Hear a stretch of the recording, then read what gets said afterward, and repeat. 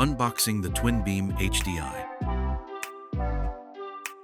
Let's go over each of the components in your new lighting system. Instructions and cleaning cloth. Cable clip kit. Adjusting rods. Adjustment tool. Power pack with holster and belt clip. Headlight cable. Power pack charger. Twin beam headlight and headset.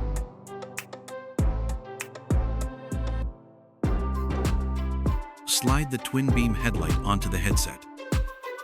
You can use one of the included adjustment rods to adjust the angle of the light. Once the light is in your desired position, lock both adjustment points in place with the included adjustment tool.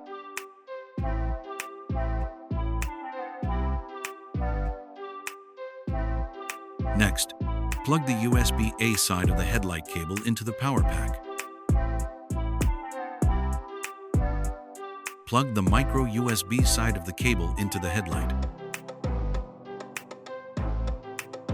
Press the power button on the power pack to turn on. The light will cycle through high, medium, then off.